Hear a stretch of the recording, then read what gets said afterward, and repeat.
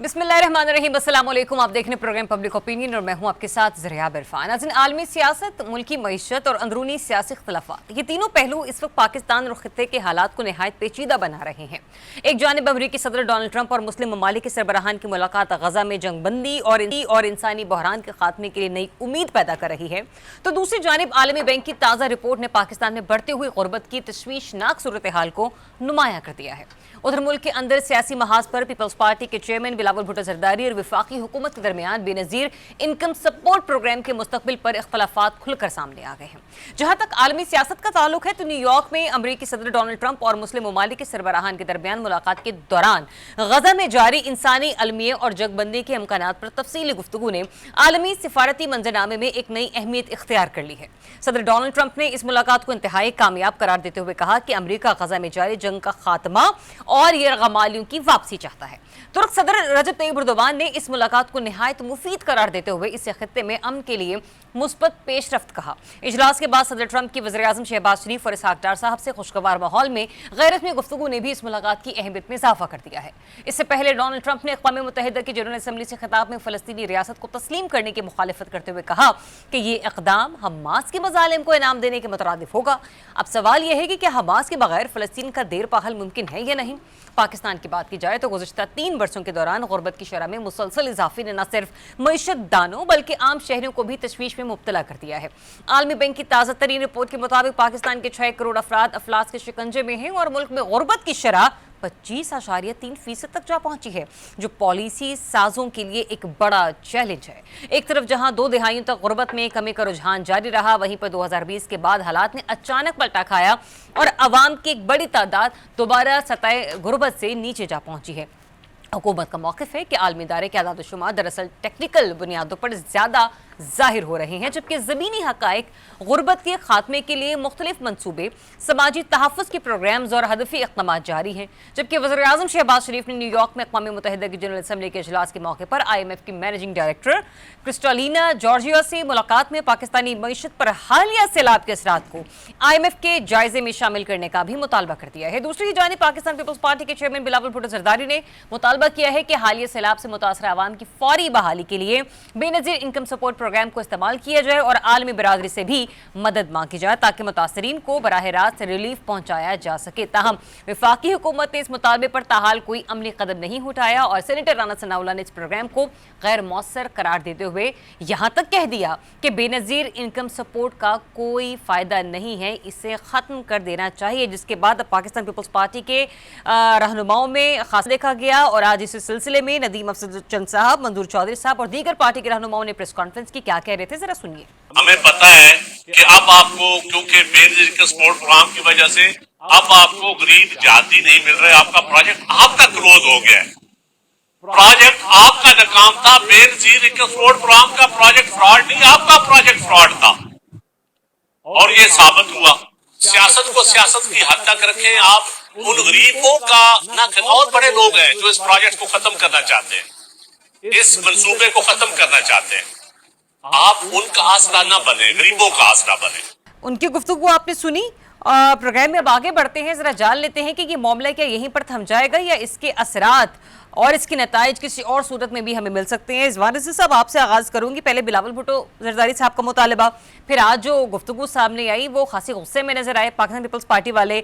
उन्होंने कहा कि हम सैलाब के नाम पर सियासत तो नहीं करना चाह रहे, लेकिन कुछ लोग इसको ख़त्म करना चाहते हैं जो कि हम होने नहीं देंगे। देखिए, सबसे पहले इसके ऊपर गुफ्तगू जो थी वो जमात इस्लामी के अमीर हाफिज नईमुर रहमान साहब ने की थी। हाँ जी। और उन्होंने बेनज़ीर इनकम सपोर्ट फंड को एक फ्रॉड से ताबीर किया था, क्योंकि वो कराची से ताल्लुक़ रखते हैं और सिंध से हैं। शायद जो उनका तजर्बा हो, उन्होंने उसका इजहार किया। फिर उसके बाद राना सनाउल्लाह साहब ने इसको जो है वो एक अदाफ़ी चीज़ करार दिया।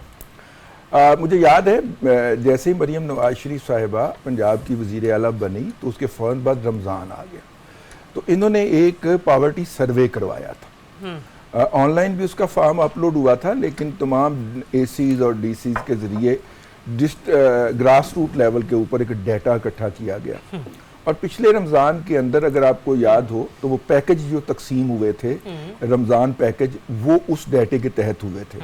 फिर उसमें से कुछ खराबियाँ निकली या कुछ मसाइल हुए तो उसको फिर इम्प्रूव किया गया। और इस दफ़ा उन्होंने उसी से सबक सीखते हुए लोगों को चीज़ें लेके देने की बजाय कैश ट्रांसफ़र की, तो उनका एक सिस्टम इस्टेब्लिश हो गया। वो इसके अलावा भी ईद के अलावा भी और भी मौके के ऊपर पंजाब की हुकूमत उस डाटे के तहत इमदाद करती है, और ये डाटा जो है ये बेनज़ीर इनकम सपोर्ट फंड के पैरेलल एक सिस्टम है, एक मुतवाज़ी निज़ाम। अब जब सैलाब ज़दगान की बहाली की बात आई तो पंजाब ने कहा कि हमारे पास जो डाटा है वो ज़्यादा ऑथेंटिक है, और 2 साल मुसलसल हमने उसको चेक भी कर लिया है, तो लिहाजा अब हम जो सैलाब की बहाली की जो निज़ाम है या जो सिलसिला है वो इसके ज़रिए करेंगे। पीपल्स पार्टी का ख्याल है कि जो उसका फ्लैगशिप प्रोग्राम है BISP, ये उसके ऊपर बराह रास्त हमला है। यानी पीपल्स पार्टी कुछ ना कि नहरों पर हुआ तो हमने देखा कि क्या कुछ हुआ, BISP पर बात हो रही है तो इसके कितने संगीन नताइज हो सकते हैं हमारे लिए नहीं, मैं ओवरऑल में जाहिर सी बात है इत्तेहादी हुकूमत है। इसमें किसकी नौकरी जाएगी और कौन PTV से निकाला जाएगा, मैं तो इसके ऊपर कुछ नहीं कह रहा, लेकिन ये देखिए ये दाद रसी के लिए BISP है ना। देखिए आखिरी बात वो बात ये है कि इसके ऊपर बेनज़ीर इनकम सपोर्ट फंड के जो डाटा आता है उसके ऊपर वर्ल्ड बैंक भी 2 साल पहले अपने तहफ़्फ़ुज़ात का इजहार कर चुका है, और उन्होंने कहा कि इसके अंदर जो पिल्फरेज हैं। मुझे थोड़ा सा टाइम दे, मैं प्रोग्राम के अगले सेगमेंट में ये वर्ल्ड बैंक की रिपोर्ट को भी डिस्कस करूंगी। सारा राना साहब, उस्मा बुखारी साहबा को अच्छा नहीं लगा, उन्होंने कहा कि सैलाब ज़दगान की मदद वज़ीर आला रिलीफ कार्ड से ही होगी, BISP से नहीं। जरा पहले मैं उनका शॉर्ट सुनवा दूं फिर आगे चलते हैं। मजमूई तौर पर 4794 मौजाजात जो हैं जो इससे मुतासर हुए थे, जिसमें मुतासर आबादी की तादाद जो है 47 लाख और 23,000 तक पहुंच गई है। रिलीफ कार्ड बनेंगे जी, ताकि लोगों को कोई लाइन में ना लगना पड़े, किसी को कोई तकलीफ ना हो। कानून के तहत बिस्प बना था, और कानून ये है कि बिस्प के जो बेनिफिशरीज हैं जो सर्वे के अंदर मौजूद हैं उनको इमदाद जाती है। अब मुझे ये बताइए, जो लोग इस सर्वे के अंदर है ही नहीं, जो बिस्प के बेनिफिशरी नहीं है, उनको बेनिफिशरीज को बिस्प के जरिए जो है वो कैसे इमदाद दी जा सकती है। शॉर्ट आपने सुना इसारा साहब, देखें उन्हें तो बुरा लगेगा ना, देखें उन्होंने इतना काम किया है, ख्वाजा सलमान रफ़ीक साहब हों, सिकंदर हयात साहब हों, फिर अपनी वो ले लीजिए हमारी मरियम औरंगज़ेब साहिबा, इतनी कड़ी धूप में ये लोग काम करते रहे हैं, हत्ता कि सनबर्न हो गया। तो जाहिर सी बात है जिन वजीरों ने जाकर काम किया, जिन्होंने मदद की है, वो थोड़ी ना चाहेंगे कि भाई हमारे सूबे का काम है और आप आकर इंटरवीन करें, जैसा सूबा चाह रहा है उसको वैसे काम करने दे। देखें तपती धूपों में जा के बैठे हैं, ज़मीनों पर बैठे हैं, मतलब इनको हैंडल करनी थी, इन्होंने जैसे करने, सिंध वालों को सिंध के तरीके से हैंडल करना चाहिए अपने मामलात को। आपके अगर हाथ पे भी जरा सा छाला बन जाए तो ये खबर है भाई कि कितनी बड़ी आपने कुर्बानी दे दी, सूरज के नीचे खड़े होके आपने इतनी बड़ी कुर्बानी दे दी।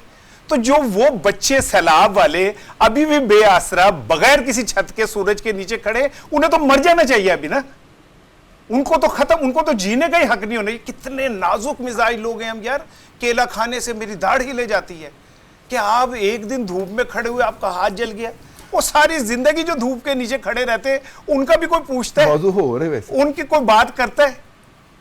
मैं बात ये कि देखे रजी साहब, बहुत सारे मौजू ऐसे होते हैं जिसमें नौकरी चली जाती है। अच्छा। एहतियात बंदे चंगी होती है। हाँ। ठीक है ना, तांगे वाला से बेहतर है। हाँ जी, तांगे वाला अक्सर याद है क्या करता था, बच मोड़ तो नहीं, तांगे वाला खैर मांगता नहीं, वो क्या कहता था बच मोड़ तो, ठीक है ना। तांगे का बम जो है ना वो नौकरी के बम से ज्यादा तगड़ा होता था। हाँ। लेकिन दूसरी बात यह कि देखें अज़मा ने जो प्रेस कॉन्फ्रेंस की है, भाई ठीक है, पंजाब का एक मौकफ है, और असल चीज ये कि लोगों तक इमदाद जानी चाहिए।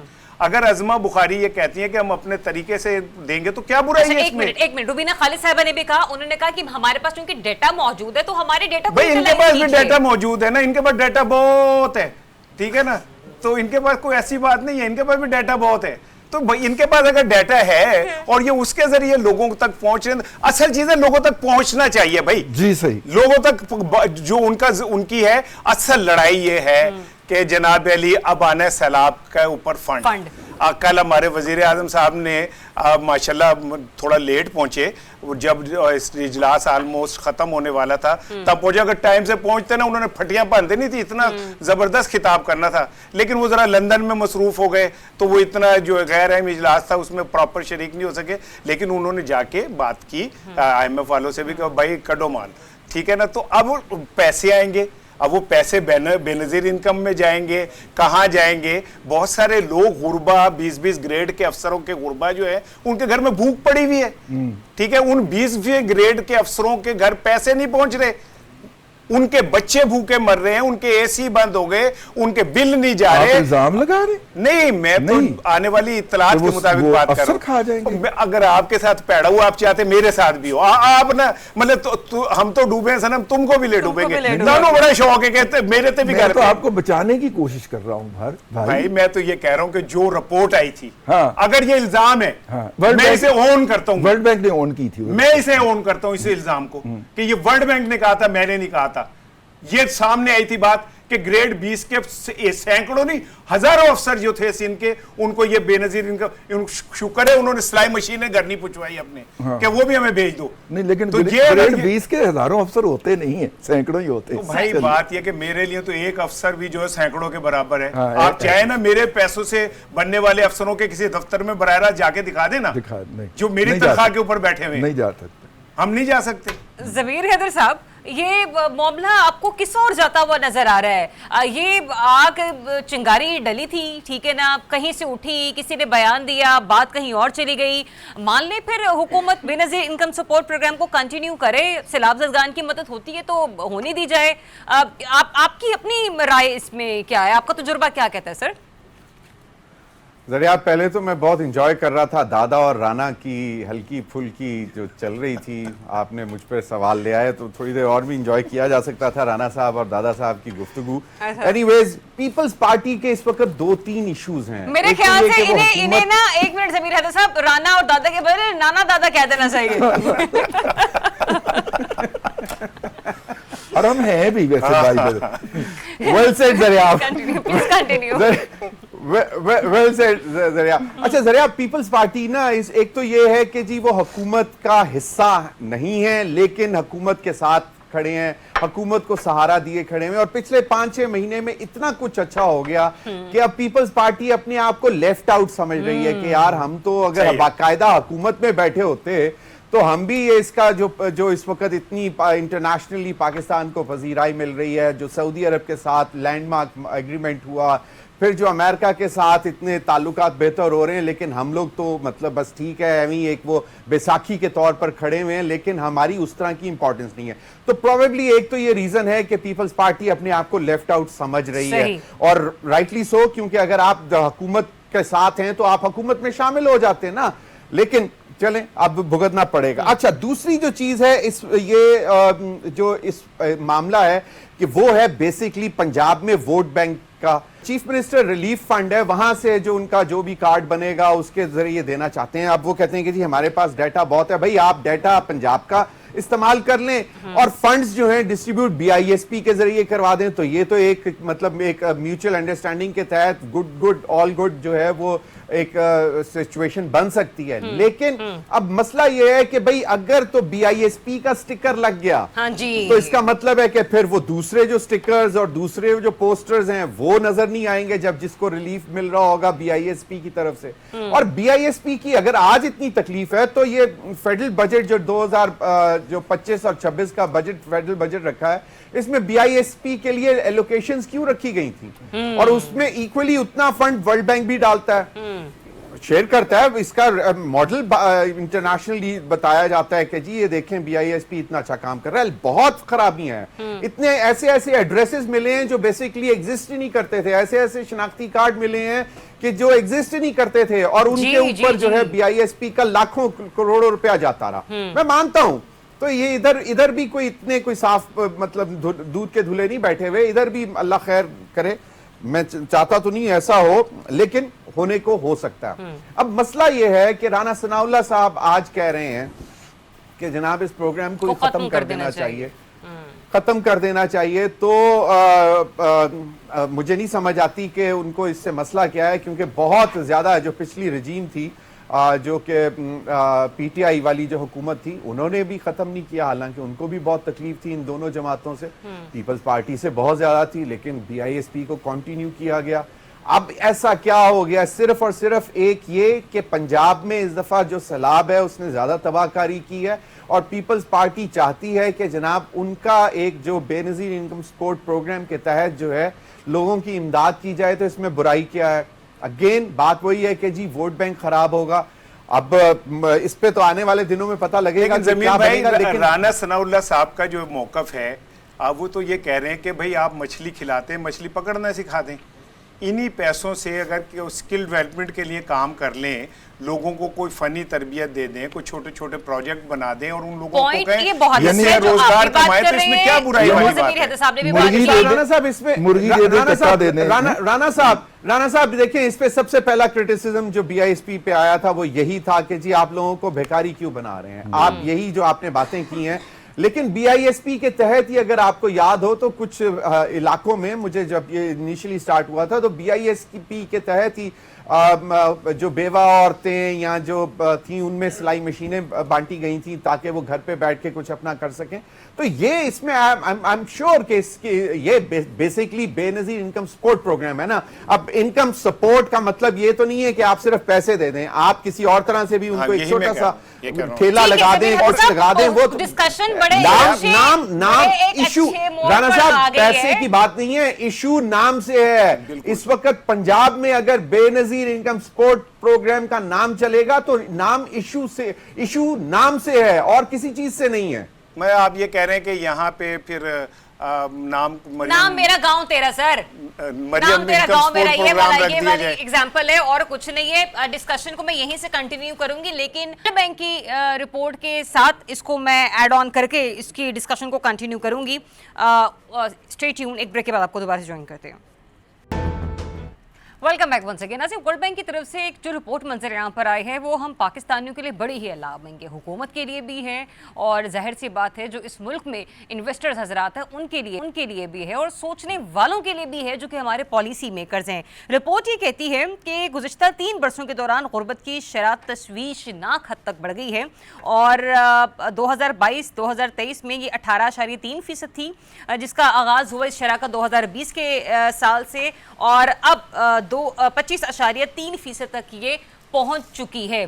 पाकिस्तान को इस सिलसिले में कुछ ऐसे फिलफौर इक़दाम करने होंगे, चाहे वो फलाही मंसूबे हों, चाहे वो दीगर और क्या कहते हैं मामलात हों, जिससे जो बढ़ती हुई गुर्बत है उसका खात्मा किया जा सके, उसको रोका जा सके। इसार राना साहब, पॉसिबिलिटीज़ आपको क्या नज़र आती हैं? मैं हरगिज़ यहाँ पर टारगेट नहीं कर रही हूँ बेनज़ीर इनकम सपोर्ट प्रोग्राम को, लेकिन उन्होंने अपनी इस रिपोर्ट में इस प्रोग्राम का हवाला भी दिया है कि जब एक मुल्क में इस किस्म के फलाही मंसूबे चल रहे हों उसके बावजूद इस किस्म के दादोशुमार, सो दिस इज अलार्मिंग। अच्छा देखिए, मैं इस तरह के मंसूबों को फलाही मंसूबे कभी भी नहीं समझता। अच्छा, फलाह ये नहीं है कि आप कोई बंदा भूखा हो, तड़प रहा हो और उसके मुंह में एक कतरा पानी का डाल के हमने फलाह कर दी।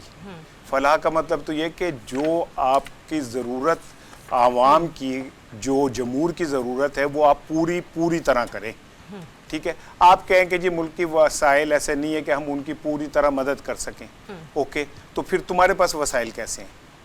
अगर उनके लिए वसाइल नहीं है इस रियासत पाकिस्तान में तो तुम्हारे पास वसाइल कैसे आ गए?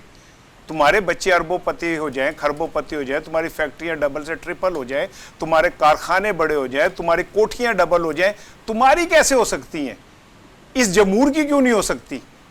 और फिर यह कि जो हम IMF वर्ल्ड बैंक से कर्जा लेते हैं, मेरा बच्चा पैदा होता है वो पैदाइशी 3 लाख का मकरूज है, तुम्हारा बच्चा खरबोपति कैसे है? फिर इसका मतलब है कहीं ना कहीं गड़बड़ है, कहीं ना कहीं रॉन्ग नंबर चल रहा है। और अगर हम उस रॉन्ग नंबर पे बात करते हैं तो भाई ये हमारा हक है यार, हम इस पाकिस्तान का हिस्सा हैं।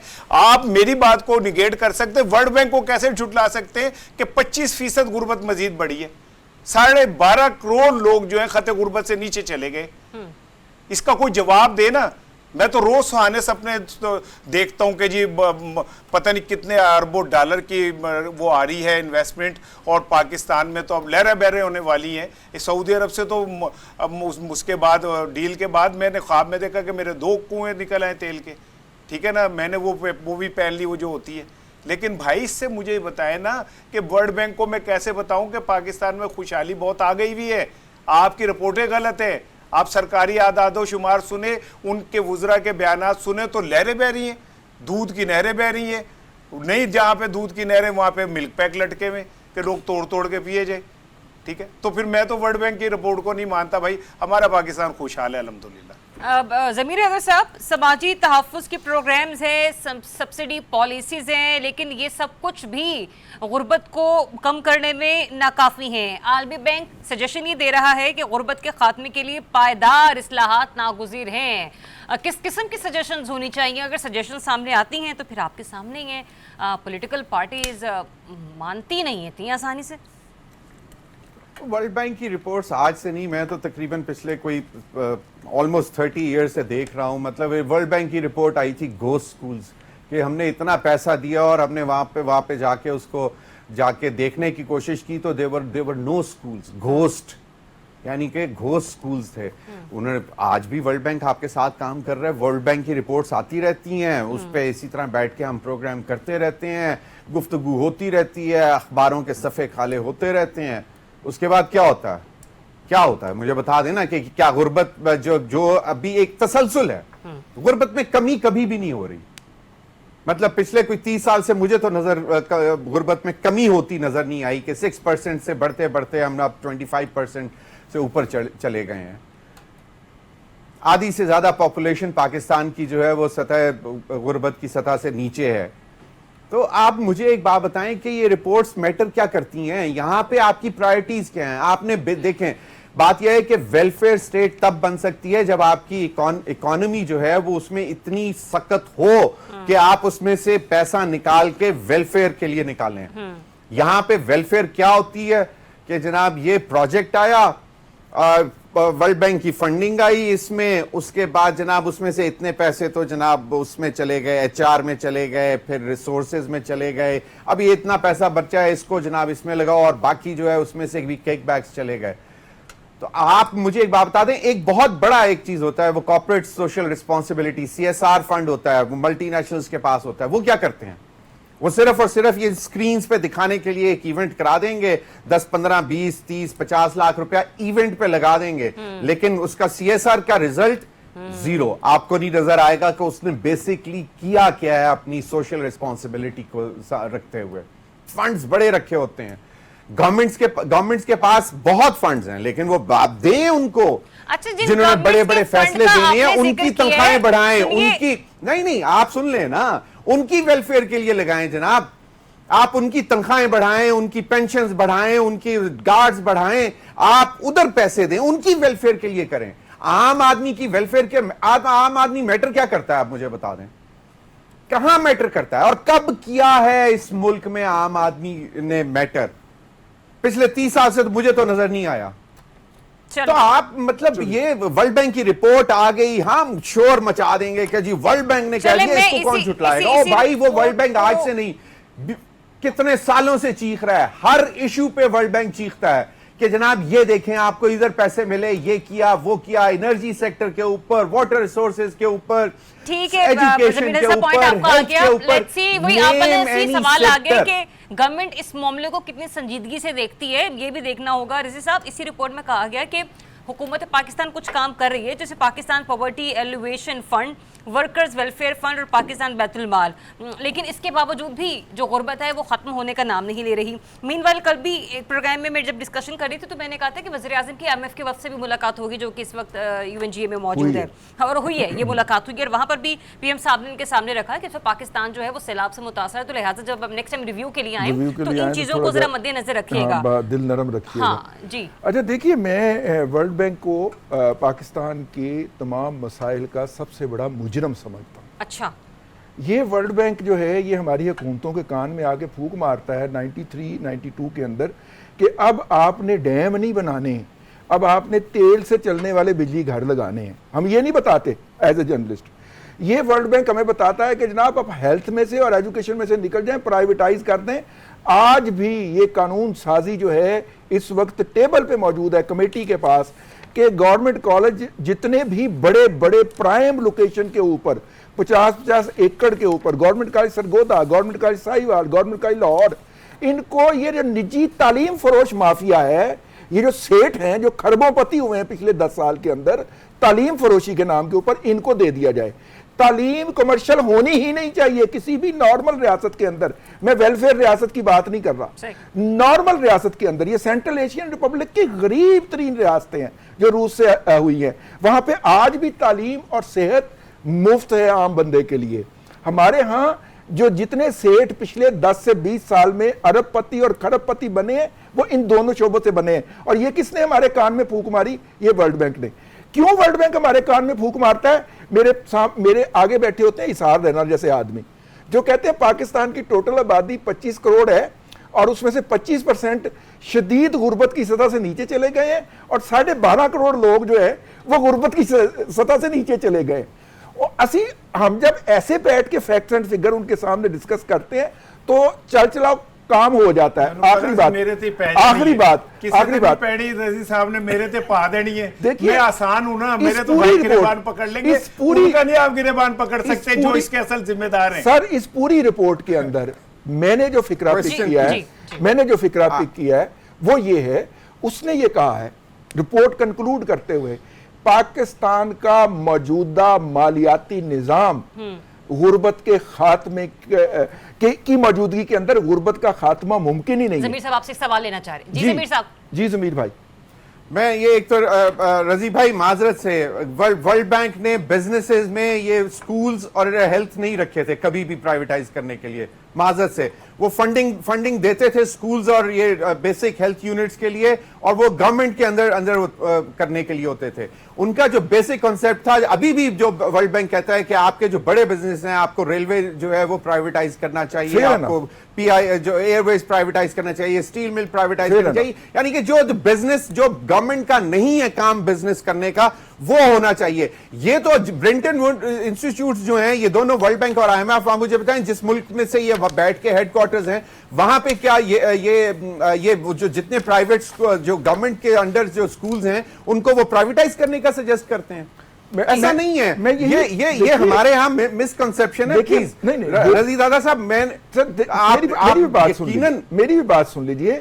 ये जो प्राइवेट मैनेजमेंट बोर्ड जो थे ये तो सब उन्हीं का तोहफा था कि ये जो कॉलेजेस हैं सरकारी कॉलेजेस, इनके ऊपर एक बोर्ड बनाए जाएं और वो बोर्ड से प्राइवेट शोबों से लोग लेके आए जाएं और फिर वो खिसकता काम अब पूरी एजुकेशन सिस्टम सर प्राइवेटाइज करने के लिए नहीं था, इट वाज बेसिकली टू ये नहीं होना चाहिए एजुकेशन सिस्टम। लेकिन जमीर भाई इसका एक ही बंदा जिम्मेदार है, वो इस प्रोग्राम में बैठा इसार राना, क्योंकि सारी गुर्बत सारी महंगाई उस बंदे की वजह से। मौजूदा निजाम जो है उसके तहत चलते हुए गुर्बत दूर नहीं हो सकती। मुझे ये ज्यादा फिक्रा जो है वो अलार्मिंग लगा है पूरी रिपोर्ट में से। एक बात मुझे बस आखिरी फिक्रा, और ये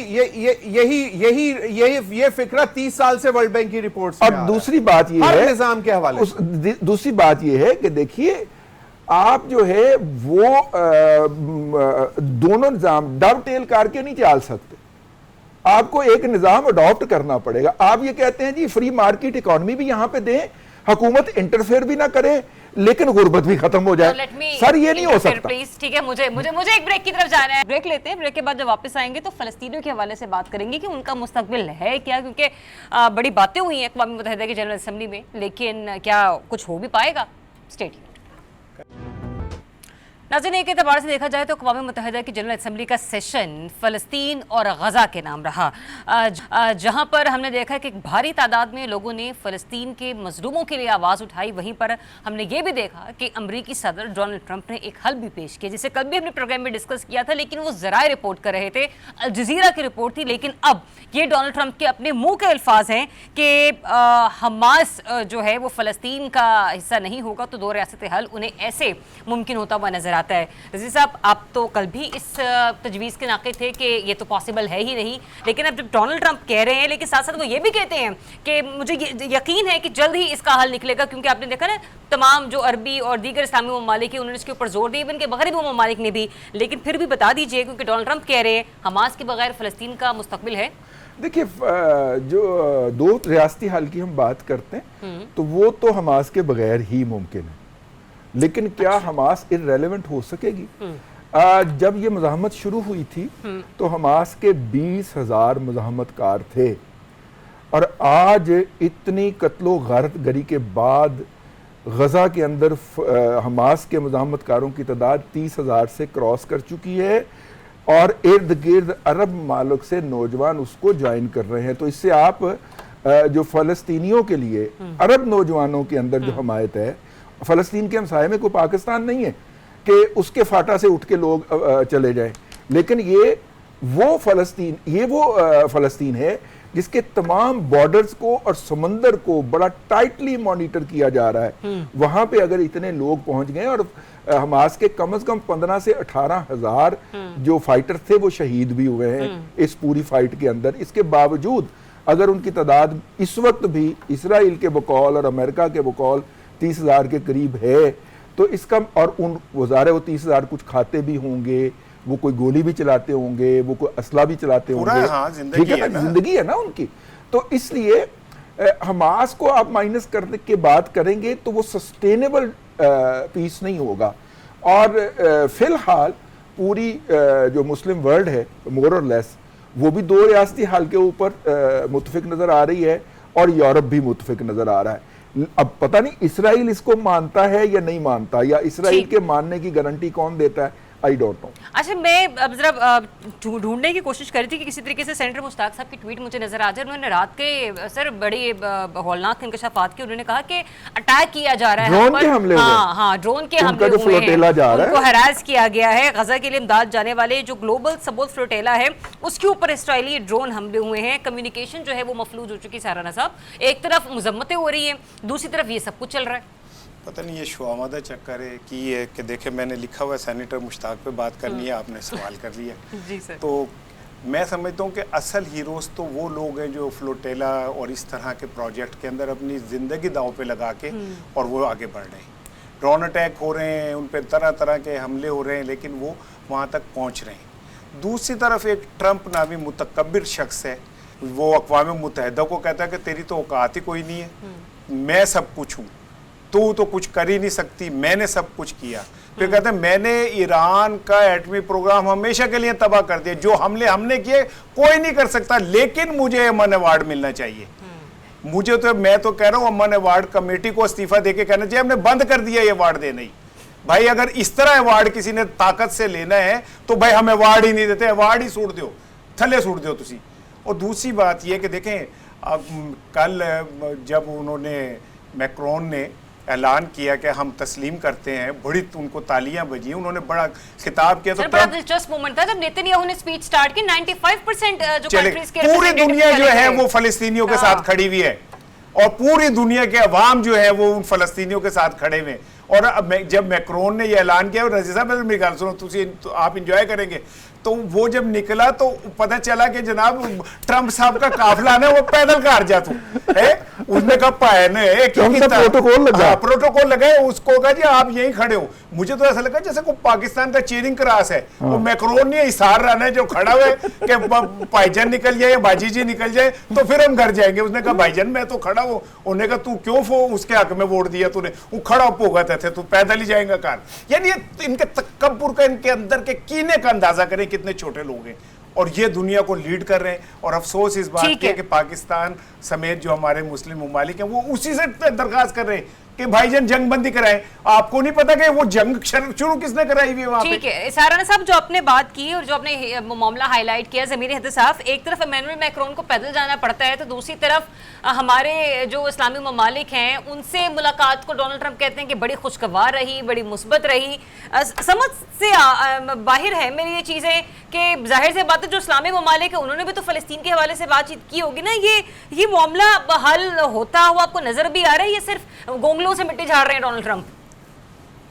ट्रंप का तो समझ नहीं आती है कि कहता कुछ है करता कुछ है, कुछ समझ नहीं आती है उसकी। अभी वो कहता है कि जी मैंने 7 जंगें रुकवाई हैं और फिर यूरोप को कहता है कि अगर रशियन एयरप्लेन हमारे एयर स्पेस में दाखिल हो तो बगैर पूछे मार दो।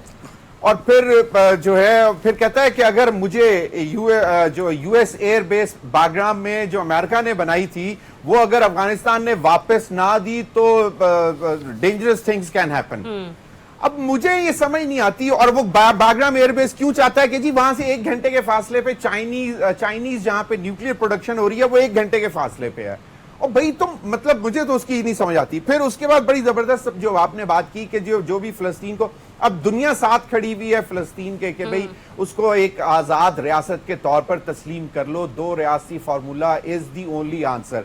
डोनाल्ड ट्रंप क्या कहता है कि जी अगर आप तस्लीम करते हैं तो जो आपने बताया कि वो हमास को इनाम देने के मुताबिक है, ठीक है, प्राइस देने के मुतरादिफ है। अब भाई आप फलस्तीन को तस्लीम कर लो, आजाद रियासत, उसके बाद उसका मसला है ये कि उसने हमास को कैसे कंट्रोल करना है। वो दुनिया का फिर मसला नहीं रहेगा। फिर फलस्तीन के, अभी मैं अगले दिन पढ़ रहा था, उनके जो लीडर हैं वो कह रहे हैं कि जी अगर ये हो जाता है तो हम इतने पीरियड के अंदर इलेक्शंस करवाएंगे, हम सारे जो प्रिजनर्स हैं उनको वापस करेंगे, इसके अलावा और कोई हल नहीं है। तो हमास फिर स्टैंड कहां करेगा? अगर एक जायज मुतालबा जो दुनिया पूरी कह रही है वो मान लेते हैं तो फिर हमास जो है फिर वो फलस्तीन की प्रॉब्लम होगी, फिर ना वो इजराइल की प्रॉब्लम होगी, ना डोनाल्ड ट्रंप की प्रॉब्लम होगी। वो फिर फलस्तीन से बात करेंगे कि भाई ये हो गया था, अब आप बताओ कि वेयर इज हमास स्टैंडिंग। तो आप मतलब एक तरफ आप कहते हैं कि कॉन्फ्लिक्ट्स आपने खत्म करने हैं, आपकी पूरी इलेक्शन कैंपेन जो है वो इस बेस पे थी कि this time I am coming as president to end the conflicts in the world, और कैंपेन पूरी इस पे थी आपने। और फिर आपने गुज़िश्ता रोज खड़े होकर कहा कि 7 जंगें खत्म करवाने। एक जमीर भाई एक जुमला और मैं कह रहा हूं आप इस पे भी कीजिए। देखिए कल उसने एक जुमला कहा कि मैं लंदन इसलिए नहीं जाता कि वहां का मेयर वहां शरीयत नाफिज करना चाहता है। यानी आप अंदाजा करें कि इस्लाम से उसके बुग़्ज़ का, आप इस जुमले से अंदाजा करें कि वो कितना बुग़्ज़ रखता है। हालांकि सादक ने कभी कोई ऐसी बात चल ना की हो, लेकिन उसके बुग़्ज़ का अंदाजा करें इस जुमले से। और हमारे किसी एक मुस्लिम मुमालिक ने उससे इस पे प्रोटेस्ट नहीं किया कि तुम्हें हमारी शरीयत से क्या प्रॉब्लम है। इससे अंदाजा करें कि हम कैसे लोग। साहब अभी आप देखिएगा आने वाले दिनों में ये जो आपका जो दिफाई मुआहदा हो रहा है इसके ऊपर तकलीफ होगी। हाँ जी, बहुत से इस्लामी ममालिक जो हैं वो मजीद पाकिस्तान के साथ इसी नौयत के मुआहदे कर रहे हैं। आप जॉइंट मिलिट्री एक्सरसाइज करने जा रहे हैं, आप जॉइंट मिसाइल प्रोग्राम्स में जा रहे हैं, तो ये डोनाल्ड ट्रंप की तो मतलब हालत खराब हो जाएगी कि ये कर क्या रही है इस्लामी दुनिया। लेकिन बस जाते जाते मैं यही कहना चाहूंगी कि अल्लाह ताला पाक में तमाम आलम इस्लाम में बसने वाले मुस्लिम ममालिक की हिफाजत फरमाए, और बिलखुसूस गज़ा के मजलूमों की, फ़लस्तीन की, और उन इमदाद ले जाने वाली कश्तियों की, उनके सवारों की जो कि इस वक्त समुद्रों में मौजूद हैं, और इसराइल उनके ऊपर भी ड्रोन अटैक्स कर रहा है। इजाज़त दीजिए, अपना बहुत सा ख्याल रखिए। अल्लाह हाफ़िज़।